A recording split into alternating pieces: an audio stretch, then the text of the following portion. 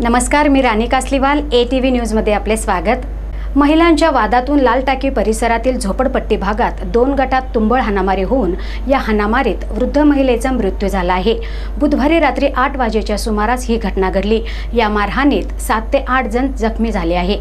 महिलांच्या वादातून लाल टाकी झोपडपट्टी भागात 2 गटात तुंबळ हाणामारी होऊन या हाणामारीत वृद्ध महिलेचा मृत्यू झाला आहे। बुधवारी रात्री 8 वाजण्याच्या सुमारास ही घटना घडली। या मारहाणीत 7 ते 8 जण जखमी झाले आहे। बबनबाई अर्जुन शिरसाट वय 60 असे मृत महिलेचे नाव आहे। लाल टाकी झोपडपट्टी परिसरात शिरसाट कुटुंबियांचे शेजारी राहणाऱ्या भास्कर कुटुंबियातील महिलांमध्ये किरकोळ वादातून भांडण झाले होते। या वादातून बुधवारी रात्री 8 वाजण्याच्या सुमारास 2 गटामध्ये तलवार, दगड आणि इतर धारदार शस्त्राने तुंबळ हाणामारी झाली। या हाणामारीत 7 ते 8 जण गंभीर जखमी झाले आहेत। तसेच डोक्यास गंभीर दुखापत झाल्याने 60 वर्षाची वृद्ध महिला जागीच मयत झाली आहे। या हाणामारी वेळी लाल टाकी परिसरात जोरदार दगडफेक झाली। या घटनेची माहिती मिळताच पोलिसांनी तातडीने घटनास्थळी धाव घेऊन परिस्थिती नियंत्रणात आणली। जखमींना उपचारासाठी तातडीने जिल्हा रुग्णालयात दाखल करण्यात आले आहे।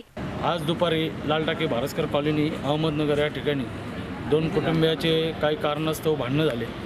ते आपसामध्ये मिटले पण आणि दोन्ही पार्ट्यांनी त्या ठिकाणी तोफखाना पोलीस स्टेशनला NC दाखल केल्यानंतर आता जे मयत झालेले आहेत बबिता अर्जुन शिरसाट, ती माझी सख्खी आत्या आहे। त्यांच्या काही कारणास्तव भास्कर या कुटुंबियासंगती भांडणं झाले। दुपारी ते भांडणं मिटलेही पण ते भास्कर जी महिला आहे तिने तिचे भाऊ लोक जे पातळीमध्ये राहतात गुंड प्रवृत्तीचे आहेत आणि त्यांना बोलून संध्याकाळी 7-7:30 वाजता त्या ठिकाणी शिरसाट कुटुंबियावर अचानकपणे हमला केला।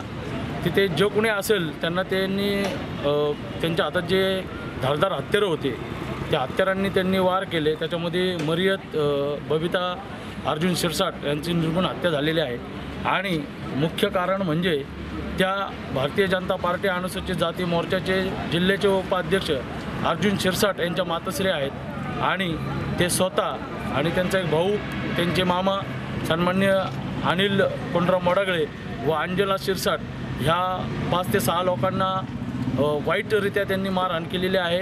प्रत्येकाच्या अंगावर खूप धारदार अशा शस्त्राने त्यांनी वार केलेले आहेत। 2 जणांची प्रकृती आताही चिंताजनक आहे।